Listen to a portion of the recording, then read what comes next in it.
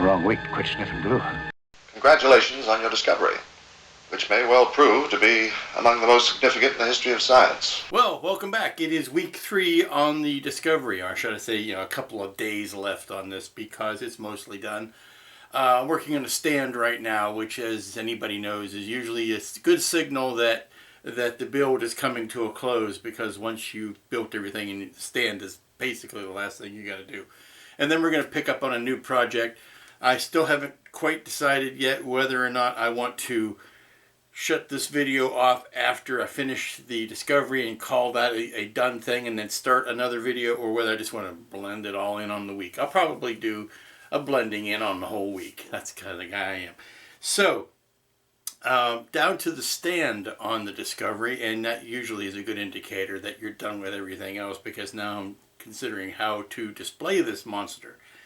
And doing some alterations of what came in the box, because as I've said ad nauseum, this is a test shot and it will not reflect the final kit. So let's jump on to it and show you where we're at. Okay, here we go. The ball of the head is just taped in place on the neck because there is some detailing left to be done. But this is basically how she looks, and I have to do a panning movement because I can't get it all in one shot. Sort of the same problem Kubrick had with the actual models. He couldn't get it all in one shot without some photographic trickery. So there you go. This, it looks like a beast to display, but it really isn't. You treat it like a submarine model. It's long and skinny, doesn't take up a lot of space. Height-wise or depth-wise, it's just the length, and you could probably put that over a doorway real easily.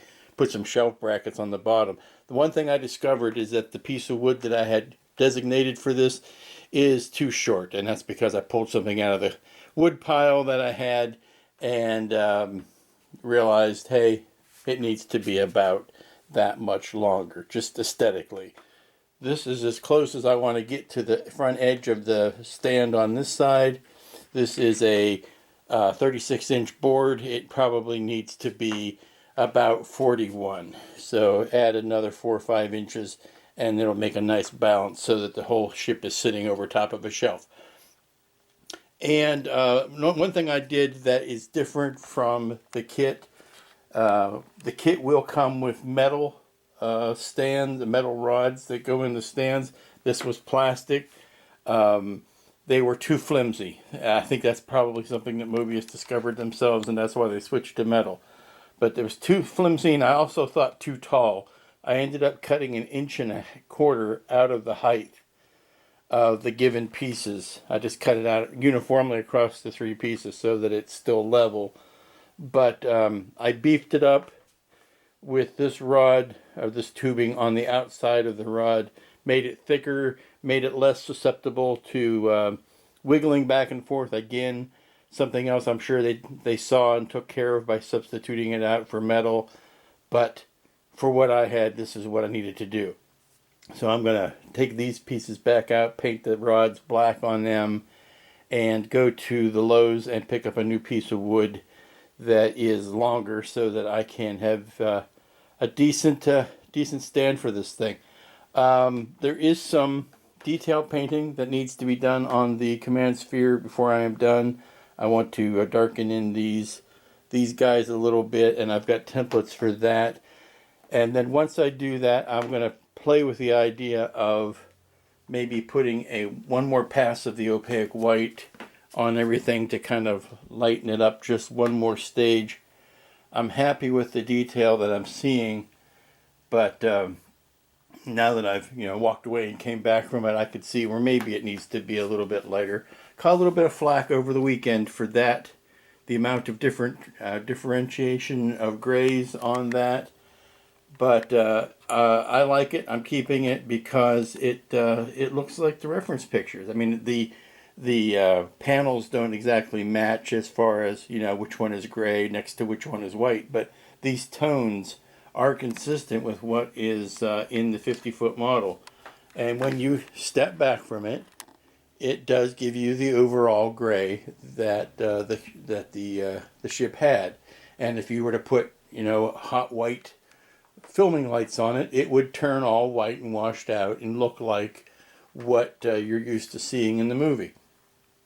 One thing I did notice that I think I mentioned this in the last video is that these doors are too white. So I'm going to dull those down, darken those up with a little bit of gray paint, and I need to make up some masks so that I can simply spray those circles without spilling over too much on what else has been painted. So let's take, now that I'm on the stand here, let's take it all apart and get down to repainting some individual components. Okay, as you can see, I've got a few of these unique shapes blocked off and templates put on and taped off around them so that I can go ahead and spray those. And I'm going to do that with a little bit of a darker gray, and then strip all this off and then put one more blending pass on everything. If I could just hold it still long enough so you can see what's going on. Here you go, some nice and simple round masks so that you can have a nice clean edge at the top of that indentation. Well, good morning. It's Tuesday, and we are going to knock out this base today. This is the piece of wood that I picked up yesterday at the Lowe's, and I've put a coat of black on it, and I've set ship down on it, and have looked at it and squinted at it and scratched my wee noggin over it, and I've decided that, yes, it's 48 inches long. Well, I haven't decided that. That's the size I bought. But it's 48 inches long, but that's about 5 inches too long. So I've decided I need to go out and cut it off here and make it a more manageable length. It's just too long. It'll make it fit better in a smaller space, obviously, because I don't have to haul out 48 inches of space. And then the second point is, how do I attach, or how do I keep the ship on the base? These aren't the widest attachment points you'll ever see. And the cup up front, the ball sits in a cup, and it's actually probably the most stable. These other two are not as stable. I could glue it down, sure. That has its, that has its benefits. I could epoxy it in place. I could, if I were wiring this up and lighting it, then obviously I would have to epoxy it down, because chances are I would be running wiring down through this tube and, out to a power source. So, but I'm not doing it on this one. So I thought if I just glued it down, I wouldn't be able to, pick it up off the shelf and hand it to people so they could look at it, that sort of thing. So I thought magnets. Magnets will work. I got magnets.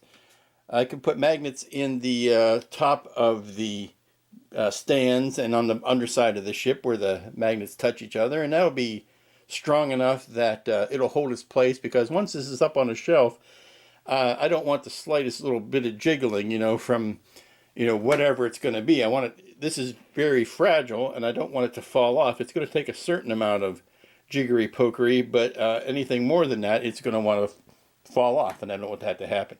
Sometimes I find even just the subwoofer on my stereo will move things around, and I don't want this falling off because I was listening to, the score from 2001 too loudly. I don't want this to vibrate off the shelf, so I want it to stick down pretty well. So what I've got to do is, I've got these base areas marked. I need to go out, cut the width or the length off of it, and then glue these guys down and bury some magnets in them. So let's do that. Alrighty then, I've got both the cup at the front and the stand at the back taped down in their final positions, and I am playing with the one that's in the center. Now, conventional wisdom would have you put it underneath the AE35 unit. I'm looking at that, and I'm thinking maybe, since it's not in the center of the ship, that I want to distribute my weight a little bit differently and put it in the center, which would puts it under this module here, which is nice because this is a single module that is one of the A cargo modules that it runs the full length, and it's easier for me to, let me get under here, it would be easier for me to bury a magnet in this than it would be to try to cut one in the edge here, basically under that space, either there or under that space there. So I kind of like it here, easier to play with. I could actually pop that module off if I wanted to work on it and then pop it and glue it back into place, which is what I think I might do just to make it easier to work with. But as you can see, back of the spine is level. If I move it to the front of the spine is level, and these I'm ready to mark. Oh, more importantly, I want to make sure that it's in the center of the stand this way, that I'm not pulling a twist. You know, it's that the spine is straight this way and this way and this way, if that makes any sense. I don't want it arcing or curving.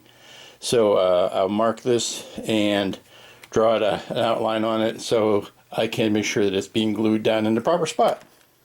There's a magnet buried at the top of that post, and if you can tell, this is working correctly because it would never hold up by itself with that extra weight on the back if there wasn't some sort of extra oomphy magnet goodness going on in the base. See if I can, there you go. If you can see the magnet in the base and the magnet in the bottom of the ship, and if you didn't think that was a little bit of butt puckering time making that precise hole, then you were being correct, because much sweat was laid out, because I basically had to drill that thing blind, or without any tools or instruments, just basically eyeballing everything. And when I put it on the base, it stands by itself, which means I know that magnet's working. And this magnet, I need to drill a hole here correspondingly so that this will sit like that. So and then the tricky one's going to be fixing the one in the center. Okay, after much hemming and hawing and adjusting and jimmying and adjusting some more, these three pieces are now, you can see where I marked it a few different places, these three are now down in their final location, and I have put some epoxy underneath the base, sat it down into the bed of epoxy, and we're going to let these dry, and then I will put the top coat of black on everything. Okay, it's time for a little bit of gymnastic model building. I need to attach this engine module to this metal bar, and if I had perhaps done it by the way the instructions had said, I wouldn't be having this problem. But I'm also using a single rod as opposed to the two rod segments joined in the center. So what I need to do is I need to get some epoxy down into that hole right there, which is where this will go into, so that it's anchored at that end. I need to get some epoxy up into that hole, and then I need to put some of the MEK to join this, where's my thing? This joint all at the same time, and then kind of mush it together. So it's going to be a bunch of slathered up old epoxy and some MEK. Let's see how it goes. Okay, I'm continuing work on the base or the stand for this Discovery. I'm out here in the living room because I needed a long, clean area to place the stand, and something is happening that I'm not liking, and I'll point it out to you. It is this. Oh, now it's going to make a liar out of me. It is, yeah, here it goes. It's this. The wood is warping. The long piece of black wood that I've got this base made out of is warping, and I don't know exactly why. I chose this thinner half-inch wood simply because I thought it would be lower profile than using a 1x piece.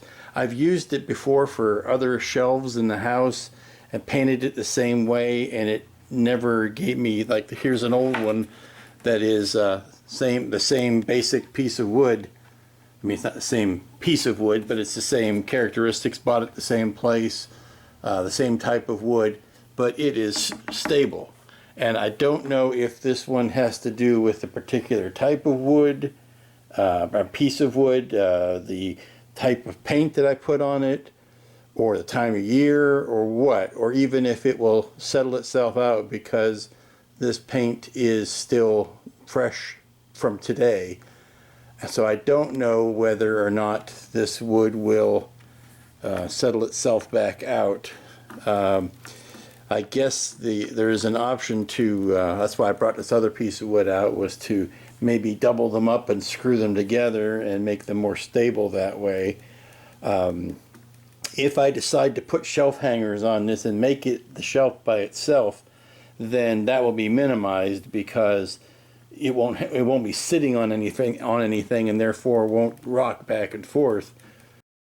Okay, hey, welcome back. It is Wednesday, and I have come up with a solution for my shelf problem with the Discovery. I took it out of the clamps. I had it on last night, and it's still warped and started rocking back and forth. So what I'm going to do is attach some shelf brackets to the bottom, here and here, and I'm going to put it in the display room like so. Hold on one second. There you go. See that nice dead space there above the window? It is the exact length of this shelf. So I'm going to put that shelf above that window, enough that I could still run the curtains back and forth. I'm no fool, but I'm going to put it there and then pop the Discovery on top of it, and that will be its new and stable home. Okay, as you can see, a clean table, and a clean table is often a good sign. There are only a couple of things left to do with the Discovery, so I need to bring it from the other room in and put it on this clean table.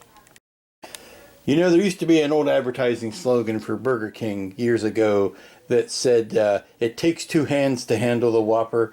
Well, it takes two hands to move this guy anywhere. This is not a heavy model, certainly, but an unwieldy model to move around, because you kind of have to have it's like a newborn baby. You have to support his head and you have to support his back. So the one last thing I need to do now that everything has been glued together is glue this ball to the neck, and then do one more pass of the opaque white to lighten it up a little bit. I'll do a pass along the top, flip it over, do a pass along the bottom, and call it done. Now the last thing after that, I say call it done, and then I say the last thing.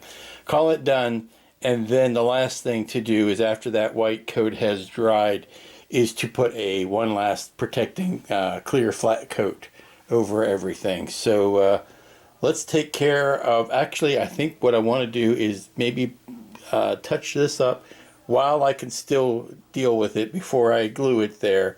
I want to go over the last bit, see if there's any paint I need to touch up, because infinitely easier to do that before it's glued to the neck. Okay, well, I've just spent an annoying amount of time getting my airbrush re-cleaned. I swear that if a genie appeared today and gave me 3 wishes, it would be in this order: world peace, an end to hunger, and somebody to clean my airbrush. I hate having to go through all that. And I'm sorry, Rob, I know it's your business, but you know, keeping my airbrush clean is a nasty, nasty job.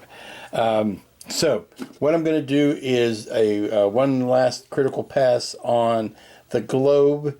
I've masked off some bits that I want to keep the color that they are, and then I will be ready to maybe, while I've got the paint out, and I only have to do this once, is to touch up and blast some spots that I want to get re-whitened.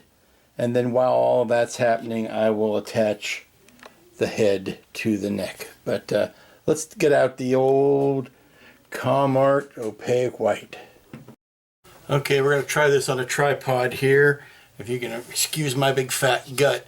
Let's see if I can adjust the light out of the way so that it is, yeah, I guess that's about right. Okay, so somebody has asked me how I go about blending paints, and I will tell you, it's just as simple as this. I take a little bit of the white Comart, I'm going to take my glasses off because I cannot see things that are right in front of me with them on anymore. And I'm just going to give this a good once over. Very lightly, keep it moving. Don't let the brush settle on anything for any length of time.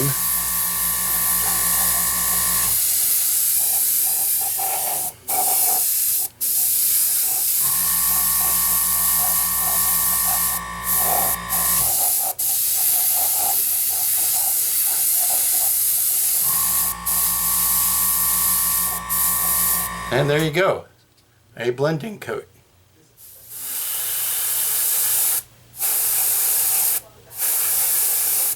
I wanted to highlight the whites on the centers of the doors. Okay, while that is drying, I'm going to just hit the high spots. You can't really see it here because I've got this laid out in front of me, but I am basically just hitting the high spots here. Nothing too organized, nothing too plastery. Just lightening up some bits here and there. So there you go. Just lightening up some bits. Just making little S's and curly Q's, no big deal. If I can move the camera around to this side. There you go. And just these successive coats of the white. Oh, I'm out. Time to reload. Just these successive coats of white. There we go. To bring out highlights or to knock down shadows that are too deep.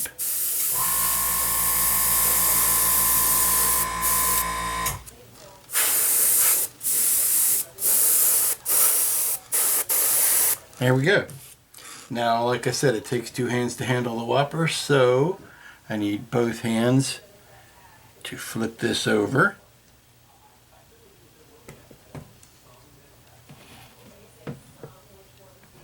And I want to make sure I don't overly stress the spine, because just in life, like in life, you don't want to stress your spine when you don't have to.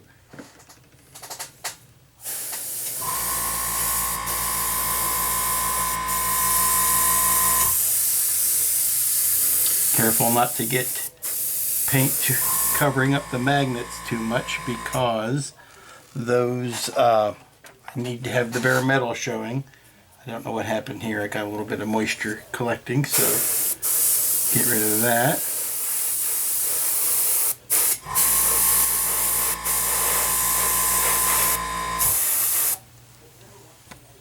Move the camera, because just like in life, it's easier to move the camera than it is to move the model.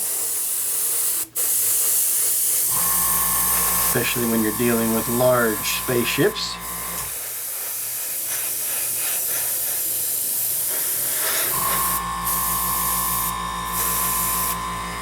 I'm going to try to do a little half turn. Cannot do that with one hand though. I want to do a half turn. And this is where it's very handy to have two containers that are the same exact height, because then you can use them to balance your spine on. There you go. Okay.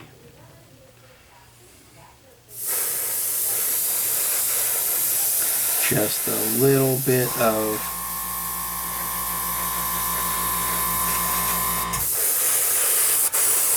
of chin music here. Oh, out again. See, this is what happens when you only put a few drops in at a time. You run out. But better that than to fill it up too much and run the risk of it splashing out by jerking. When you're jerking the brush around, yeah, I've got one of these fancy covers that I could put over it. I probably should use it more often than I do. But if you're jerking the brush around, you can run the risk of it splashing paint out over the top while you are painting. So that's why I never fill the brush up. Because you only have to have that happen to you once to really ruin your day. Carefully trying to paint something and you go like this and it goes splash and spills out all over God's creation and yours, and not a fun day. Not the way you want to end your day.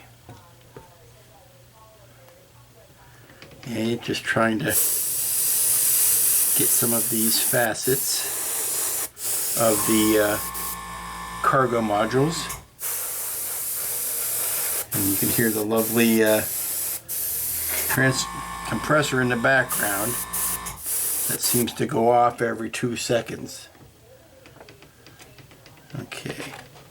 And the nice thing about this is a nice light coat means that the paint is not particularly wet, so I can pick it up and move it and not worry about getting fingerprints or smearing the paint, because I've not really, you know, caked the paint on. It's been very light and airy, just like angel food cake.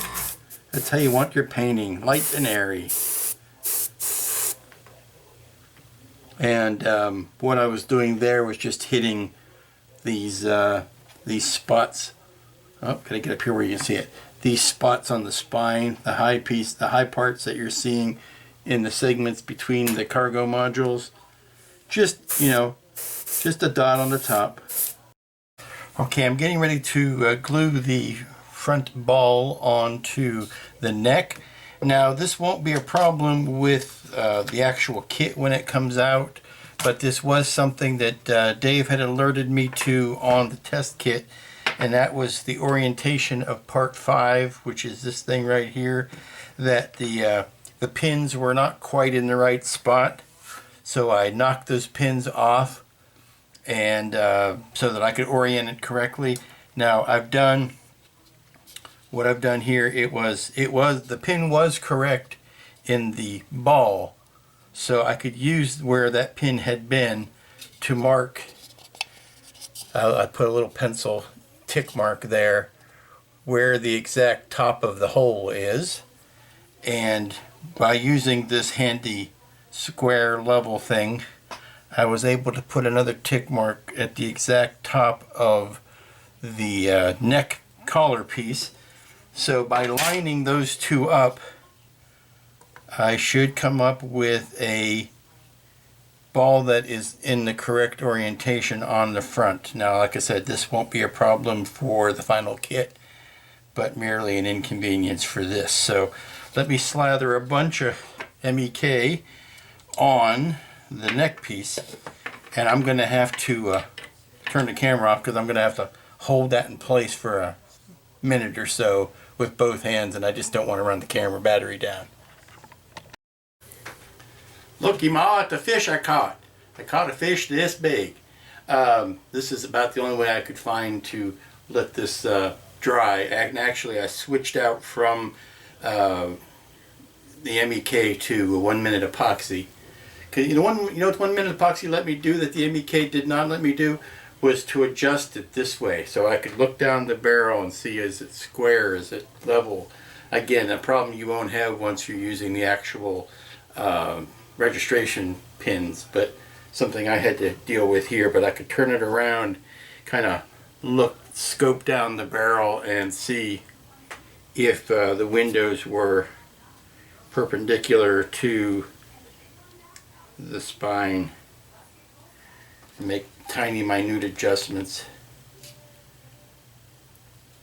But I think the epoxy has dried, or at least set up to the point where I can do this. There you go. Open the pod bay doors and all of those, and then you just do the long pan across as it's flying out this way. But this is ready for the shelf. Actually, I need to mount the shelf on the wall. Oh, sorry, this is not ready for the shelf. I need to let the epoxy set up, and then I need to put a flat coat on everything, and then it will be ready for the shelf. Sorry about the lens flare there. And then it will be ready for the shelf. So let this sit for a while and then flat coat it. But yeah, it'll be done today. So while I'm waiting for this to set up, I can go mount the shelf. Well, I'm happy to report the shelf is up and in place. And if you care to look at that bubble, you will see that it is dead even. And knowing me, I am constantly surprised that I am able to get things plumb and square like that. So all I need to do now is pick up the ship and put it on the shelf. Be like Elf in the Shelf, except it's ship on the shelf. And there she is up on the shelf, and looks like she was always made to go there.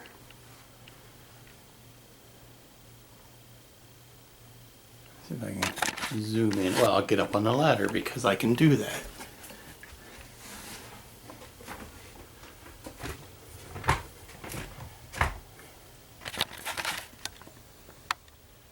And there she is, down the fine length of her. And these magnets are really holding it nicely in place.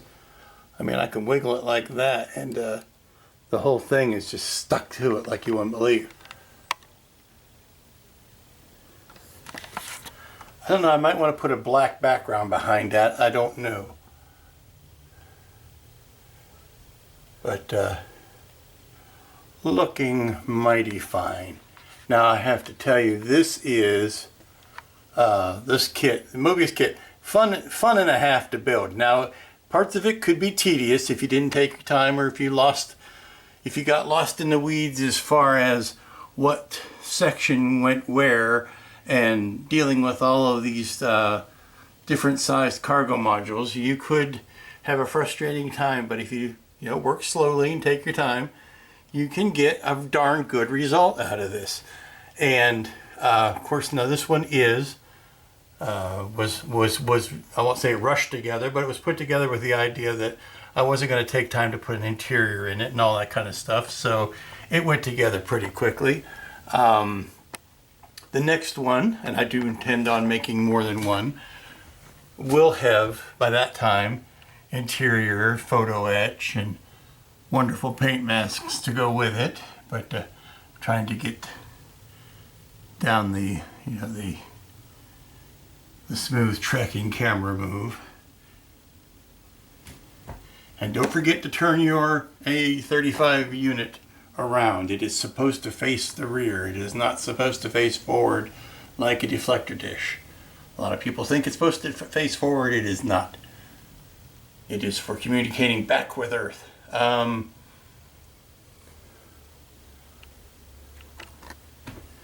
But fun and a half to build. The only thing I would recommend is that you've obviously it's all has to do with the stand.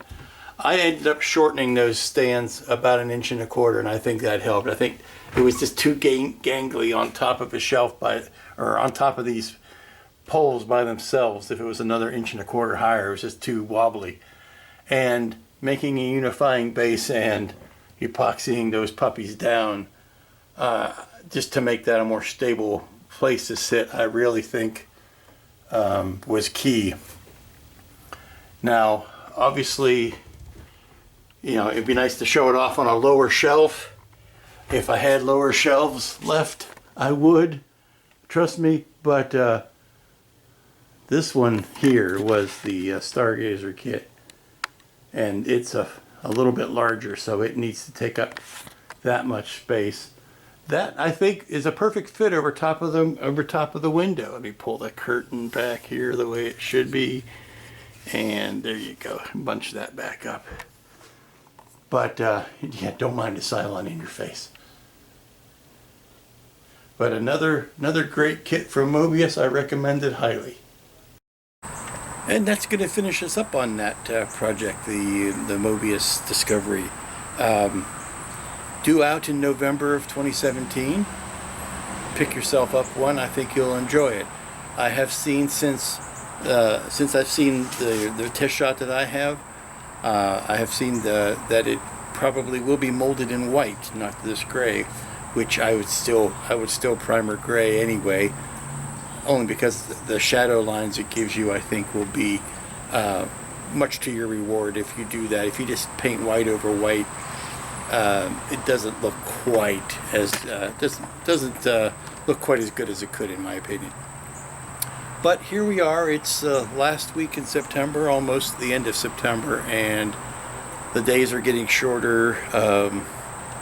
Trees are starting to lose their leaves around here, and it seems as every bird I used to have in my backyard has abandoned me. All I have left now are a few cardinals that you might be able to hear. So let's get on, wasting no time to sit on my laurels, because if you've ever sat on a laurel, they're sharp and they can pinch. So let's get on to the next project, and the next ship project is something that I can work on all on my desktop. I don't have to, hire out and work into another room because the kit is too big to work on. And I think I may go back to the lighting route on this. We'll have to see. Certainly built for it.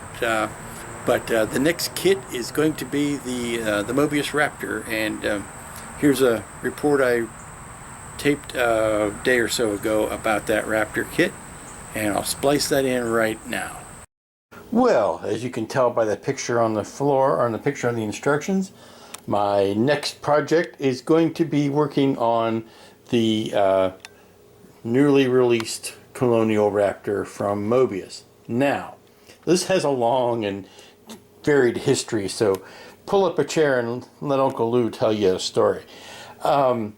This model has been very long in gestation. As a matter of fact, there is a completed model that I've had for over a year. I took this to Wonderfest a year and some months ago, and actually was able to win a gold award with it. So very happy about that. But then the model went into limbo. It was, test shots were made, the decision was made, everything was good, it was ready to go, and then, as I understand it, the license, this is where it gets very technical and, inside baseball, but the license that Moebius enjoyed from Universal to release the Battlestar Galactica kits came up for renewal, and then I'm not sure whether or not there was a change in personnel at Universal, and it wasn't quite the same people that Moebius was used to dealing with, or what, I don't know. That's not for me to say. But what happened is that somebody started dragging their heels on the renewing Moebius's license, so the model went into limbo, and it was in limbo for about a year. But happily, it finally came out of limbo, and they re-signed their contract, and Moebius was able to put the kit out on the market right away because they had it basically done. They were just waiting for the okay to start producing. So I had made a set of templates for this, and those also had been sitting on the shelf for about a year. No sense putting those out until there was a kit. So now that the kit's available, I wanted to not only reintroduce my templates and get those ready for market, but I was going to take advantage of, in the interim, Paul, who was in the same boat I was, he had etch all ready to go for the Raptor and no Raptor to put it on. So we were all happy to have this kit released. So as soon as it came released, I said, Steve, or I went to call TV Man, I said, Steve, I need to get a Raptor. I need to get the weapons kits, which is what you see here, the Aftermarket armament set. And I need to get a set of Paul's etch, and I'm going to do me up a good Raptor that is the final product, because like I say, I had only built the test shot, and I was curious to see what changes between the test shot and the finished model. So, all well and good. I got all my ingredients together. I was getting ready to make my Raptor gumbo. When I was going through the instructions and I saw this, particular instructions that go with the armament set. And they say, now I lost it here. I had it all ready to go, and look what I did. you have to open up holes in the kits. The kit parts have holes in them where the, I'm sorry, I'm looking at the wrong part, where the armaments attach. Now, here's where we run into problems. For the armament set to work on this new Raptor kit, you have to note that the side door should be assembled in the closed position for the armed version of the model. Which means if I'm going to put all of these new guns and everything on this new kit, I'm going to have to glue that door shut. If I glue that door shut, I'm not going to be able to see all of this extensive work that I want to do to use Paul's etch. Well, that's no fun. So it seems like the either or situation we have here is either you add the armament set or you use Paul's etch on the main cabin and really take advantage of this wonderful design. Well, I want to do the etch. I want to do all this fun stuff. I want to cut the, after working on that Discovery, I want to do something small and intimate and everything, you know, within a square foot of your of my workbench instead of having to scrawl all over. So, what am I going to do? Well, I've decided to build up the armaments and attach it to this older kit. Now, the reason I don't feel bad about covering this older kit up is because when I built this, it's tough to see because there are no lights in here. When I built this test shot, I never had the actual decals. So I made up my own painted details on the inside of the cabin. So those aren't accurate anyway.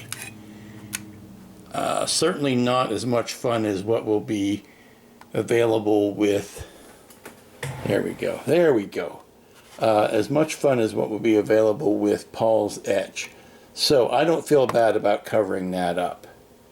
What I'm going to do is glue this door in place. Actually, there are some things I have to do as far as trying to find the locator pins, and I don't know if this test shot has the inside locator pins in it, because I don't know if at the time they were planning on making the armament set. They may not have even had that in their mind when they made this first test shot. Now, I did notice that the inside of the door did have those two little indents, so those two little cutouts that they talk about here in these instructions. So it's possible all of those divots are in the kit and I just never noticed them because I didn't know what they were for.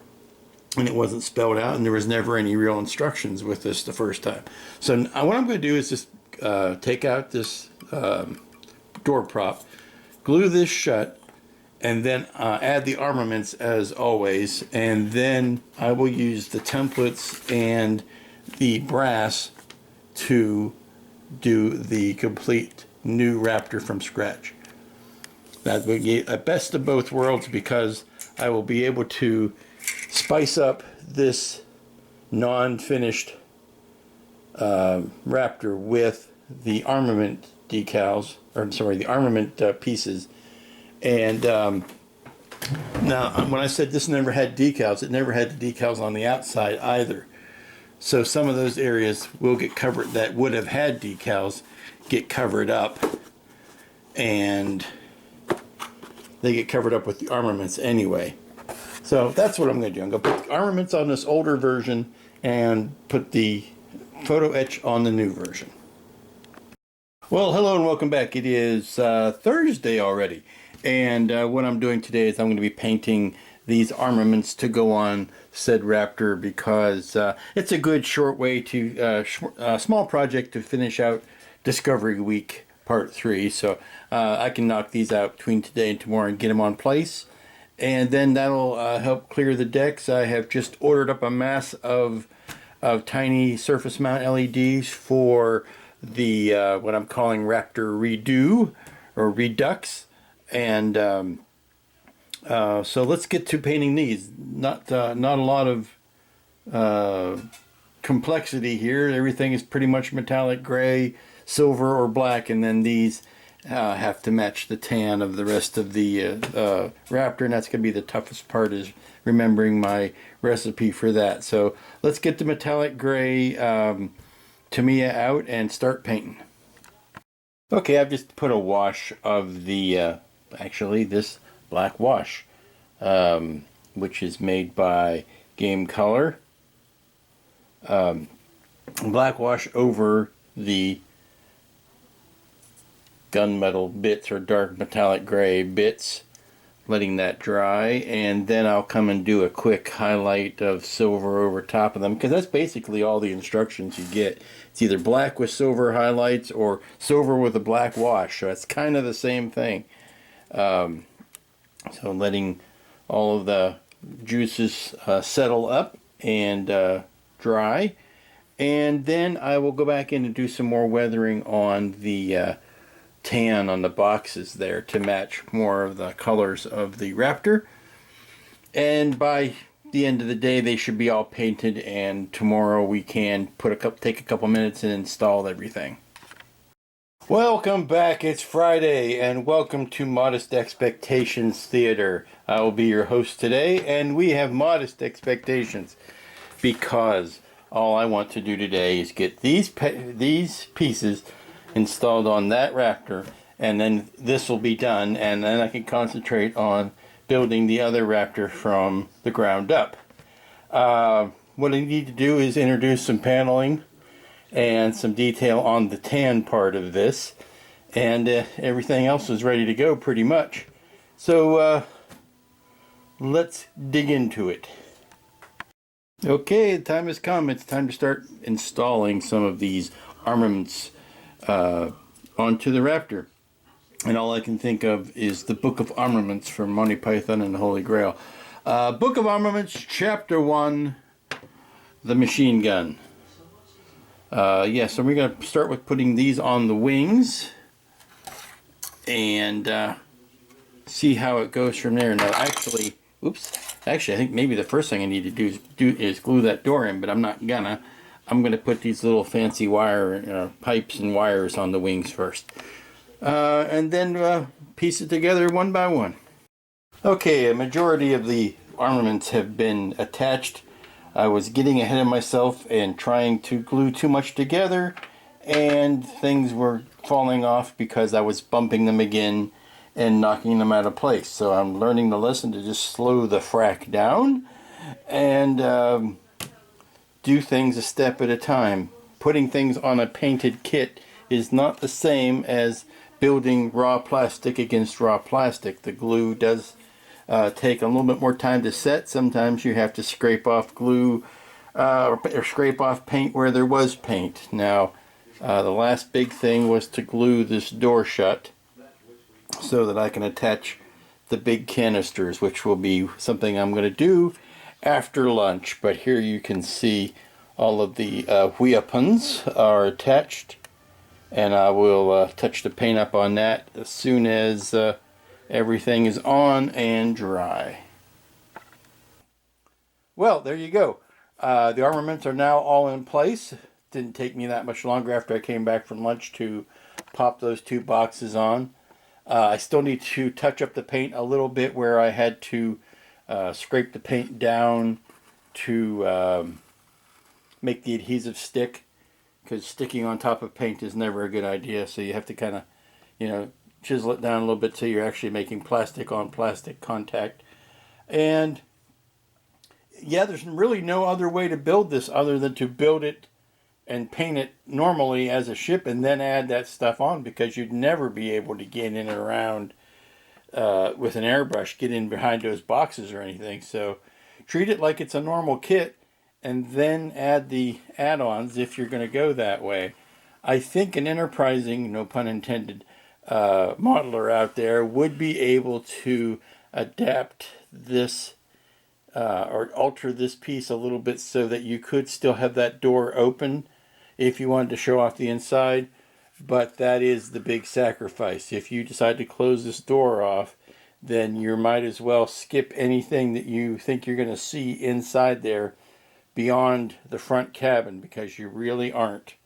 Unless you throw a light in there, you are not going to see much lit up back there. So, man, that looks deadly from the front, doesn't it?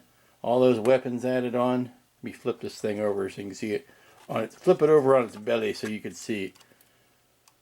Yeah, that's a lot of weaponry added on there. Definitely makes the kit look a little bit more badass. It ups the badass quotient in it, I'll tell you that. So yeah, I could see why you might not want to include all of these in the standard kit, because as costly as the standard kit, the addition of this, some people might not even want. It would probably bump the kit price out of a lot of people's hands, or out of their budget range. So leave it as an option for add-on. I get that. But if you've got a spare Raptor around, I highly recommend it. If you're building your second Raptor and you like the interior of the first one, these really make a nice add-on for your second one. So, highly endorse. And that's going to do it for this week, as the sun sets slowly in the west and the days getting shorter and the air gets a bit nippier and the leaves are falling from the tree and all of the autumnal glory that's going on. Got two kits finished this week. Isn't that fun? That doesn't always happen. The Discovery, check. And I just saw Stargazer's interior. Oh Lord, is that gorgeous. I can't wait to put that in the next one. And finished the armaments for the Raptor. Picking it up delicately so as to not dislodge anything that's been carefully glued down. But that little add-on kit does make it a neat little addition. So until next week, when we hopefully will start on the other Raptor, because I've got a big order of SM LEDs coming so that I can light up everything and make it all kinds of fun. Until then, you be good to each other, and we'll see you here next time. This conversation can serve no purpose anymore. Goodbye.